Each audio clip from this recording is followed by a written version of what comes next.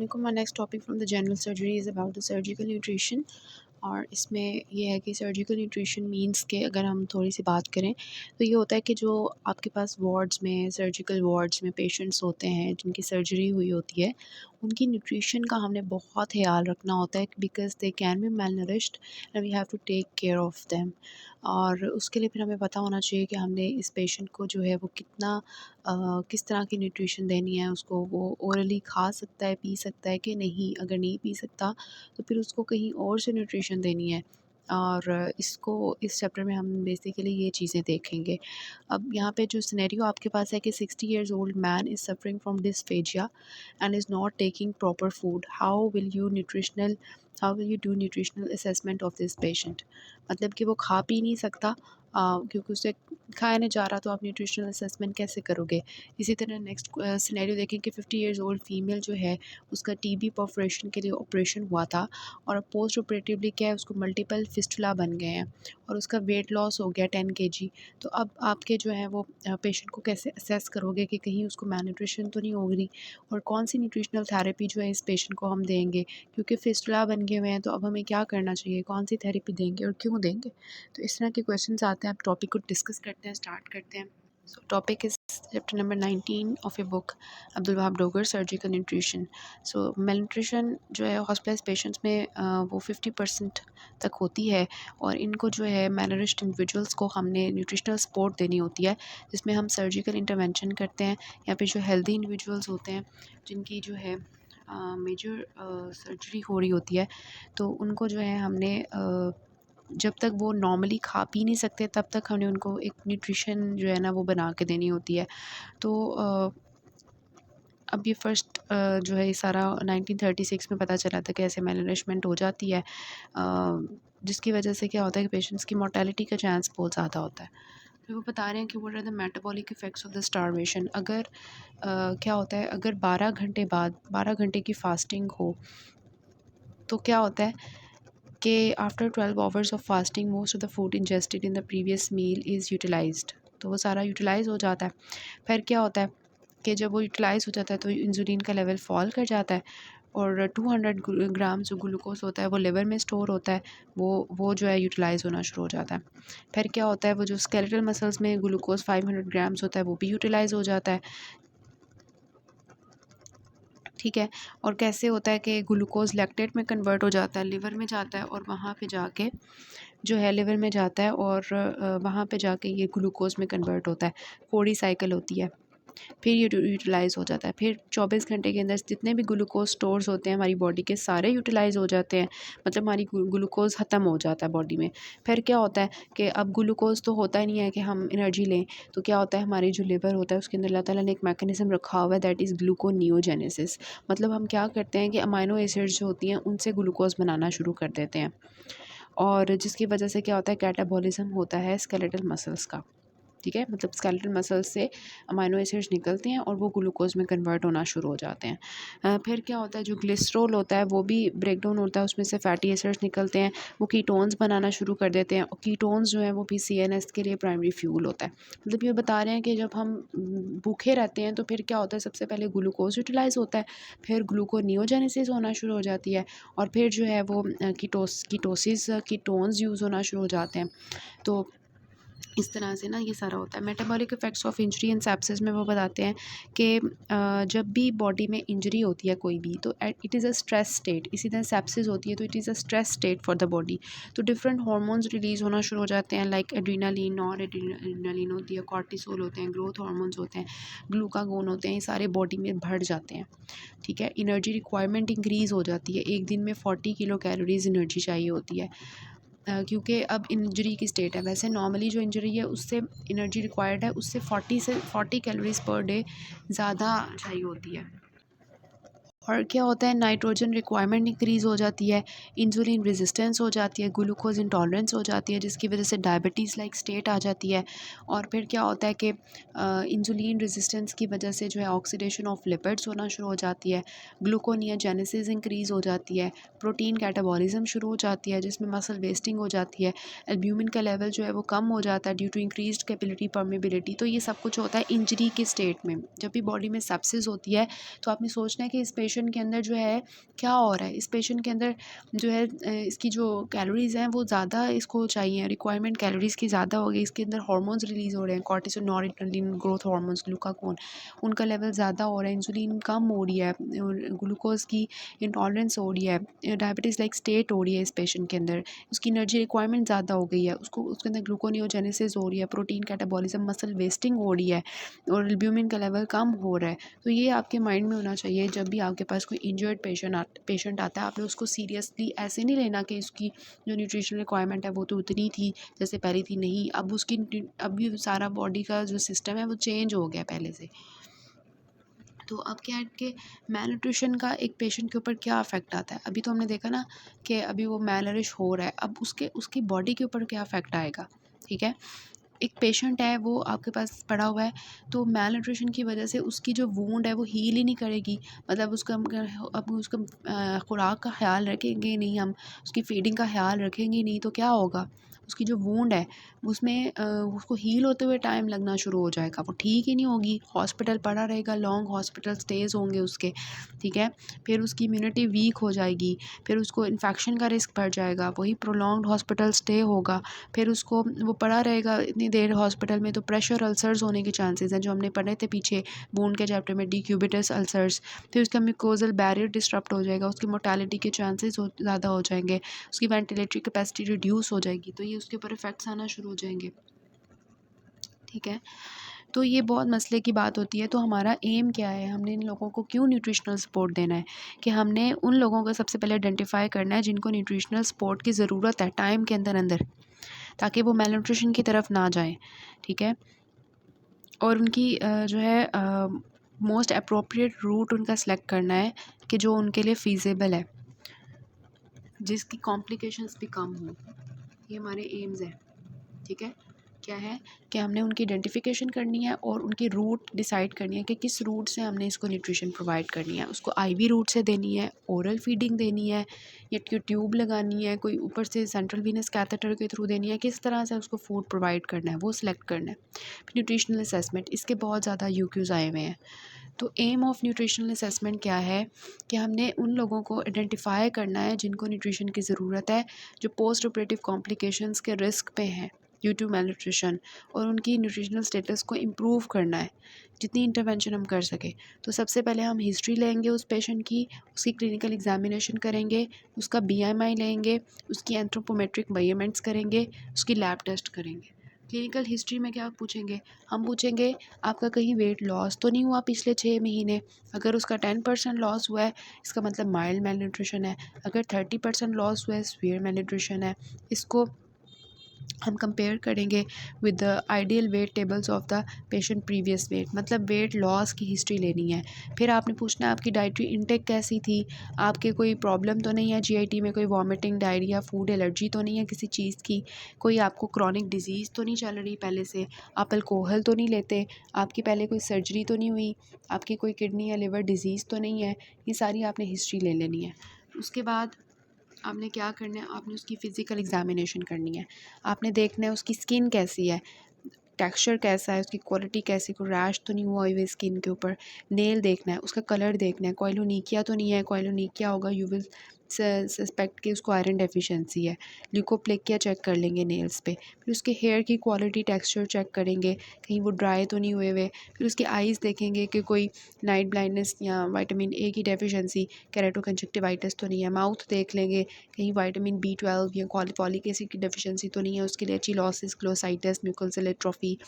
Heart को देख लेंगे, कार्डिक इनलार्जमेंट, कोई मर्मर्स तो नहीं आ रहे, एब्डोमेन को देख लेंगे कोई हेपेटोस्प्लेनोमेगाली तो नहीं है, कोई फिस्टुला तो नहीं बना हुआ, सीएनएस को देख लेंगे, पेरिफेरल न्यूरोपैथी, मसल लॉस तो नहीं है, मसल वेस्टिंग को देख लेंगे, उसका लॉस ऑफ सबक्यूटेनियस फैट तो नहीं है, कोई एडिमा तो नहीं है, कोई फंक्शनल इम्पेयरमेंट तो नहीं है, फंक्शनल असेसमेंट कर लेंगे मसल की, उसकी हैंड ग्रिप कितनी है, उसके रेस्पिरेटरी मसल्स ठीक काम कर रहे हैं, तो ये सारी हम physical examination, skin, nails, hair, eyes, mouth, heart, abdomen, CNS, muscle wasting, ये सब कुछ कर लेंगे। उसके बाद हम क्या करेंगे, बीएमआई लेंगे। बीएमआई हम क्या करेंगे कि प्रोटीन, कैलोरी, मैल न्यूट्रिशन को चेक करेंगे। ठीक है, तो बीएमआई कैसे कैलकुलेट करते हैं आपको पहले भी पता है, weight in KG over height in metre square. Normal जो होता है वो 18.5 से 24.9 होता है। ओवर वेट क्या होता है 25 टू 29.9 होता है।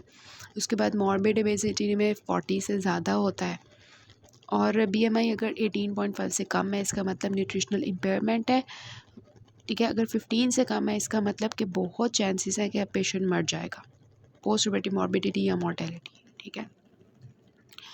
फिर बीएमआई लेने के बाद हिस्ट्री एग्जामिनेशन बीएमआई हमने कर लिया, उसके बाद हम करते हैं बायो इलेक्ट्रिक इम्पिडेंस एनालिसिस, ठीक है। इसमें हम क्या करते हैं कि इंट्रा और extra cellular fluid volume calculate करते हैं, एस्टिमेट करते हैं। उसके बाद एंथ्रोपोमेट्रिक मेजरमेंट्स, इसका आपको पता होगा, हम स्किन फोल्ड थिकनेस लेते हैं ट्राइसेप्स के ऊपर, ठीक है। उससे हमें पता चल जाता है कि बॉडी में फ़ैट कितना है। फीमेल्स में जो है इसकी वैल्यू ज़्यादा होती है, ऑब्वियसली फीमेल्स आर फैटी। तो मेल्स के अंदर 12.5 नॉर्मल है, फीमेल्स में 16.5 नॉर्मल है। स्किन फोल्ड थिकनेस लेने के बाद आप मिड आर्म सर्कमफ्रेंस लेते हो, जिसकी नॉर्मल वैल्यूज़ जो हैं मेल्स के अंदर 29.3 है और फीमेल्स में 28.5 है, ठीक है। फिर हम इनको कंपेयर करेंगे विद द नॉर्मल वैल्यूज़ के क्या चीज़ चल रही है। एंथ्रोपोमेट्रिक मेजरमेंट्स में हमने स्किन फोल्ड थिकनेस लेनी होती है और मिड आर्म सर्कमफ्रेंस लेना होता है, ठीक है। उसके बाद हम लैब टेस्ट करते हैं, जिसमें हम क्या करते हैं, ब्लड इंडिसेस कैलकुलेट करते हैं, सीरम एल्ब्यूमिन लेवल करते हैं, मतलब सीबीसी करवा लेते हैं, एल्ब्यूमिन लेवल करवा लेते हैं, रेटिनोल बाइंडिंग प्रोटीन करवा लेते हैं, लिम्फोसाइट्स को देख लेते हैं, इन सब को। तो फिर ये तो क्लिनिकल स्टेजिंग क्या होती है मैलन्यूट्रिशन की, ये आपने टेबल करना है।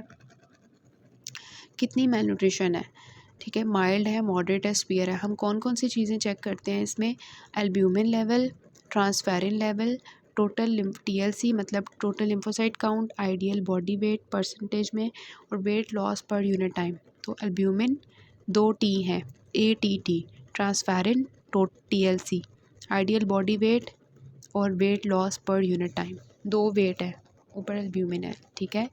माइल्ड कितना है, जैसे जैसे आगे स्वेयर होता जाएगा एल्ब्यूमिन क्या करेगा, पहले हमने देखा था कम होता जाएगा, हाइपो एल्ब्यूमिनिमिया होगा क्योंकि पिलरी की परमेबिलिटी ज़्यादा हो गई होगी।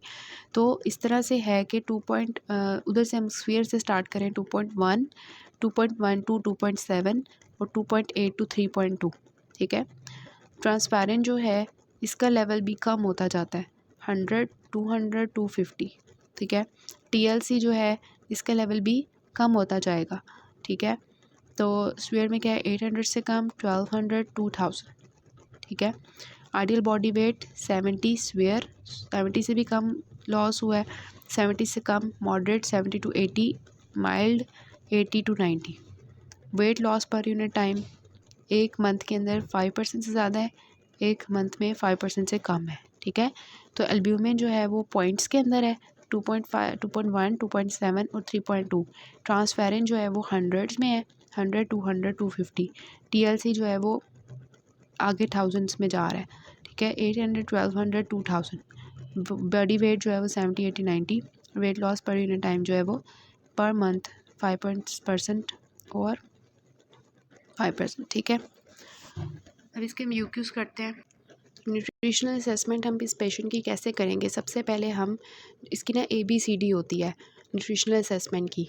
उसमें हम क्या करते हैं, A फॉर एंथ्रोपोमेट्रिक मेजरमेंट्स लेते हैं, height and weight. B for biochemical parameters लेते हैं, जिसमें हम जो है वो लैब टेस्ट करते हैं for nutrients and related components like iron, vitamin B12। C for clinical evaluation और D फॉर डाइटरी हिस्ट्री। तो हिस्ट्री एग्जामिनेशन है, फिर हमारी जो है वो BMI है, फिर हमारा bio electric impedance and analysis BIAs हैं, एंथ्रोपोमेट्रिक मेजरमेंट्स हैं और लैब टेस्ट्स हैं। वो आज जैसे हमने पेपर बुक में किया है ना वैसे करना है, ठीक है। उसके बाद ये वाला जो क्वेश्चन है 50 ईयर्स ओल्ड फीमेल वाला, इसमें भी उन्होंने क्लिनिकल पैरामीटर्स आपसे पूछे हैं, ठीक है।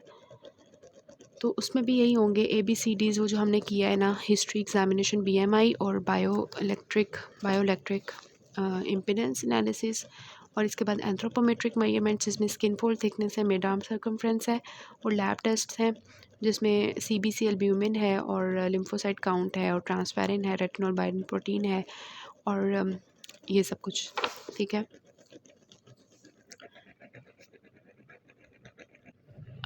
टाइप ऑफ न्यूट्रिशनल थेरेपी इसको क्यों देंगे, क्योंकि इसको फिस्टुला बने हुए हैं, मल्टीपल एंटीरोक्यूटेनियस फिस्टुला हमने जो है ना वूंड के चैप्टर में देखे थे, वो बने हुए हैं। तो अब हम उसको अगर ओरल फीडिंग देंगे तो वो तो फिस्टुला के थ्रू सारा कुछ बाहर आता जाएगा, फ़ायदा क्या देने का। इस वजह से हम पार एंट्रल न्यूट्रिशन देते हैं, मतलब कि अदर देन एंट्रल रूट। उसको ओरल फीडिंग नहीं देंगे, अब हम आईवी रूट से उसको जो है ना खाना खिलाएंगे, ठीक है, parenteral nutrition. And it's absolute indication of total parenteral nutrition कि अगर फिस्टुला बने हुए हैं, so it is absolute indication.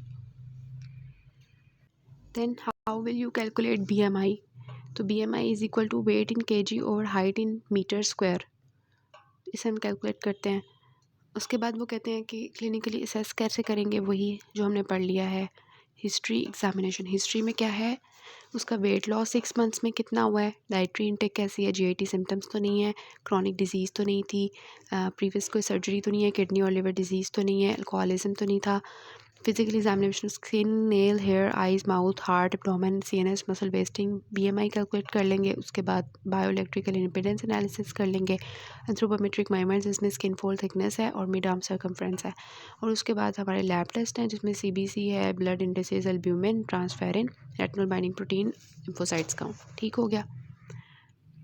उसके बाद 50 years old hawker street bowler है, सॉरी ये हॉकर ही है। अच्छा, case of unresectable carcinoma of oesophagus, उन्होंने पूछा है कि उसका न्यूट्रिशनल स्टेटस आप कैसे चेक करोगे। तो उसमें वही है जो हमने कर लिया है, ठीक है। उसके बाद 20 years old female, difficulty in स्वेलविंग after accidental injection of caustic soda. उसका वेट लॉस हो गया, उसको करेक्टिव सर्जरी की ज़रूरत है, उसको सर्जरी में डाल दिया गया है।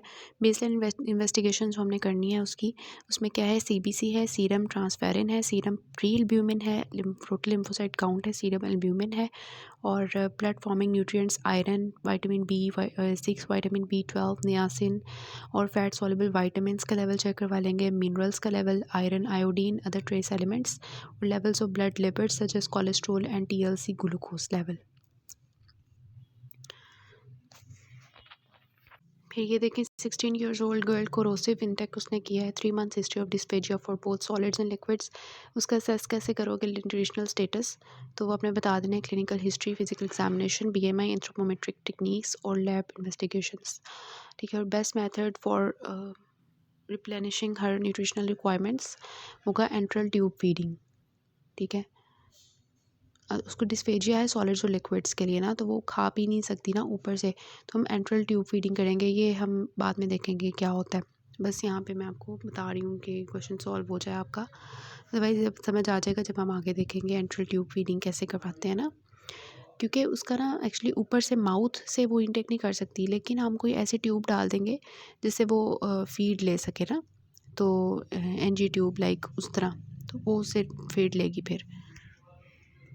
65 years old man with dysphasia with 6 months, उसको जो है मेजर सर्जरी के लिए हमने तैयार किया है।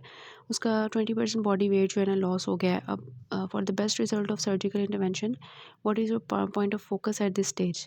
तो इसमें हम जो है वो ट्यूब ग्रेस्ट्रोस्टमी करेंगे या ट्यूब एंट्रोस्टमी करेंगे, क्योंकि अब ना उसकी सर्जरी होनी है और उसको न्यूट्रिशन की ज़रूरत है, लेकिन वो डिस्फेजिया है, वो तो खा पी नहीं सकता। तो अब क्या करेंगे कि उसकी स्टमक के अंदर ट्यूब डाल देंगे, ठीक है, डायरेक्टली, या उसकी इंटेस्टाइन के अंदर ट्यूब डाल देंगे, ताकि वो, क्योंकि ओरली तो खा नहीं सकता लेकिन उसकी बाकी एंट्रम ठीक है, ठीक है, बाकी उसकी इंटेस्टाइन ठीक है, तो ट्यूब गैस्ट्रोस्टमी या ट्यूब एंट्रोस्टमी करेंगे। ये इनके बारे में डिटेल हम पढ़ लेंगे। तो इसमें जो है ना कैसे इसको देते हैं। उसके बाद कहते हैं, how will you execute your strategy when patient start taking food orally and his weight increases and nutritional status better, then we will execute the way of nutrition, ठीक है। कि अब आप जब ये, तो वैसे उसको ट्यूब फीडिंग करवा रहे हैं ना हम, या तो स्टमक में डायरेक्टली डाल रहे हैं फूड या ट्यूब के थ्रू या इंटेस्टाइन में, लेकिन जब पेशेंट जो है उसका वो ओरली खाना पीना शुरू कर दे और उसका वेट जो है वो ठीक हो जाए, इंक्रीज़ होना शुरू हो जाए और न्यूट्रिशनल स्टेटस उसका ठीक होना शुरू हो जाए, तो फिर हम उसकी जो ये वे ऑफ न्यूट्रिशन हमने डाला हुआ है इसको ठीक कर देंगे, उतार देंगे, ठीक है। अच्छा, उसके बाद है young patient, wide resection of intestine जो है ना, उसको टोटल पारेंटल न्यूट्रिशन की ज़रूरत है। अब आप उसको कैसे देंगे, तो ये भी हमने करना है। Complications of this method. उसके बाद हाउसवाइफ है, और उसको जो है जजनल फिस्टुला है after leakage of anastomosis, she is put on the conservative treatment. तो उसकी न्यूट्रिशनल रिक्वायरमेंट्स का आप कैसे ख्याल रखेंगे? उसमें आप सारा न्यूट्रिशनल असेसमेंट के लिखेंगे, clinical history, physical examination, BMI, anthropometric techniques और लैब टेक्निक्स। ठीक है। अब नेक्स्ट पार्ट से हम करते हैं calculation of nutritional requirements and etcetera.